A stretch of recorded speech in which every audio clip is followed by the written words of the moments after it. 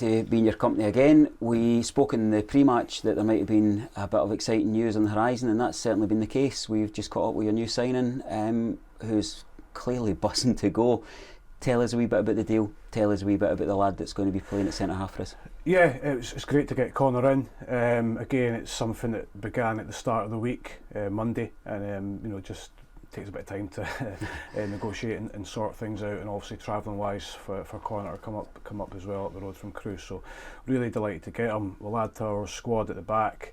Young player who's got lots of potential, has got good experience for his age of League One with Crewe. Probably one that we didn't think would come up, to be truthfully honest, and we thank Crewe for their help in that. And again, it's about building relationships with clubs, and it's been a really smooth transition for the player in terms of the negotiations and the transfer happening. So delighted to get him in. Really important that we got him in before the weekend. He'll add real height to our back line. You've seen the size of the guy. He's tall. So delighted that he's here. Really looking forward to working with him. It's a fantastic opportunity for himself also, and he'll complement our squad very well. What about his key attributes? Obviously we'd imagine he's going to be good in the air, but Connor himself was telling us that he would describe himself as a ball playing centre half, somebody that wants to play out for the back, somebody that, I don't know if you've already been in his ear, but he's certainly talking the Raith Rovers manner. Yeah, he does. He's very comfortable on the ball, but first and foremost he's a good defender. He's very good at positional sense within the 18-yard box, which is vitally important for a centre half. He'll go and play at the right times. He'll also know when the ball needs to go long, but having that aerial power now, I mean, we look across our back line, it's certainly in height wise gone up a little bit of a level, which I think we need in this league. It means we can deal with longer balls now. At Connor's age, and I just felt his mobility was good as well in terms of getting close to strikers or anything in behind him. He's a young player, he's going to make mistakes, we understand that, and I've talked to Connor about that. That's not a problem. We know that players are going to make mistakes. It's about being ready for the aggression of this league, being ready for the competitive of this league.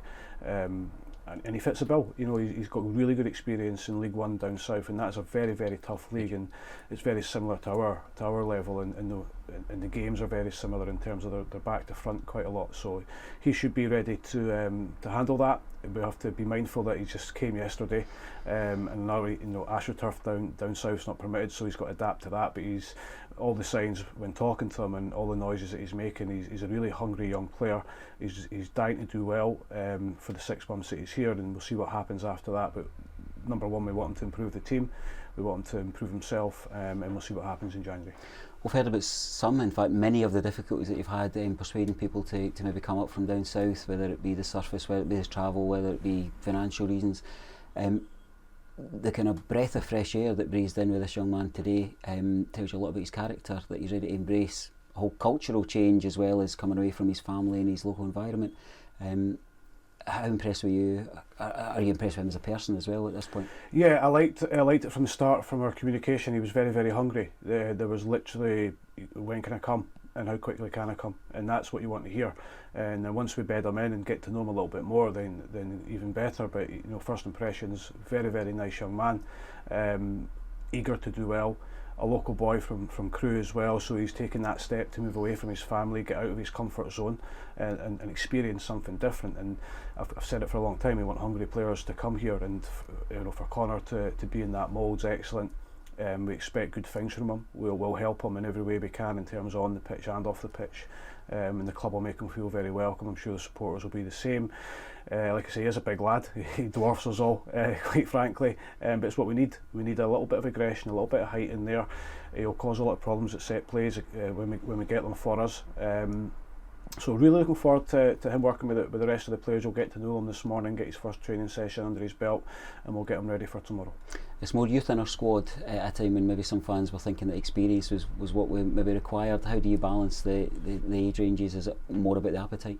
Yeah, I think you're a good player whatever age you are. You can be 28, 29 and be a good player. You can be 18 and be a good player. There's obviously more scope for improvement with the young players, and a little bit more experience with the older players. But you only get better by playing games. It's like our young players. If they need to go and play games, and that's how you get better. I just felt Connor was one, again, when you add in all the attributes and all this and the situation, that I felt he fitted us really, really well. Experience is great and fine, but I just felt his mobility at the back was really important. His height was really important. the way that he wants to play and the way that he wants to improve, again, it comes down to hunger and wanting to be somewhere. The amount of players that we've had that have hum and hawed, and it doesn't work for me, that, to be brutally honest. It's either you're in or you're out. It's that simple, and you come and be part of it. And we have to be mindful as well. We'll give him a little bit of time to bed himself in, but I'm looking for him to make an immediate impact within the squad, and he's physically ready. You've seen him, he's physically ready to go. There's no injury concerns, and he's chapping it a bit. Follow on from the news of our new addition, I wanted to ask you a wee bit about the role of our first team Chief Scout, Bryan McDonald. This came about, being announced this week. Yep. You have got a lasting relationship already. How will that dynamic work, and how will players be identified? Yeah, Brian's really good. You know, Brian's forte is going to games and analysing the opposition, which is vitally important. As much as we have video and analysis and we can get hold of all the footage of teams throughout the week leading up to the game, to have somebody there with their eyes, and it'll go back to the old school X's and O's, and people sometimes move away from it, but I feel in Scotland in particular, because we're such a small country, it's easy to get around games. He's worked at Airdrie with myself for the last 3 seasons, found his work invaluable to how we progressed.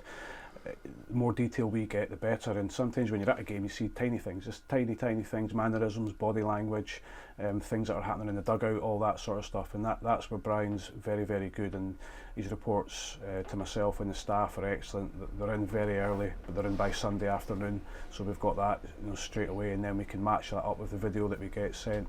So it's about preparation and finding the best people to do that job, and as I say, Brian's been excellent. Delighted to get him on board, and I know that he's excited to be here, you know, and he'll do his best for us. And it's, as I say, it goes back to the team effort. It's not all about the guys in the park and the guys in the dugout. We have, you know, external people out there that are working hard for us. Will Brian have a role in talent identifying as well, or is it more particularly scouting? Yeah, his first job is to go in opposition analysis, but you know, as we come into the transfer windows leading up to them, we do ask, you know, our scouts to compile lists, and now the lists might match some of mine, they might match more staff, they might not. So, you know, there might be one that we've missed, or a couple that we've missed, or a couple that we agree on, and then we get our list together, and then we whittle it down to see who we think's best suited to our team. So it's kind of an all-round role for Brian, but you know, ultimately it's going out on a Saturday and watching the opposition. You know, myself and Scott and other staff can go to games, but on obviously Saturday we're slightly busy, so we need someone out there. You know, and Brian's like all of us, the first score he'll look at is Raith Rovers, and he wants us to, you know, to win the game, and it reflects well on all of us. So it's just another little cog to the system that we've added, a valuable one, because the small cogs make up the big ones in the end. We'll let you get away for training. You've got a bunch of guys waiting for you, but thanks for your time again. No wee bit extra time and a wee bit extra kind of window into the world of what happens behind the players' entrance there. Best place to finish is saying good luck tomorrow. Thank you.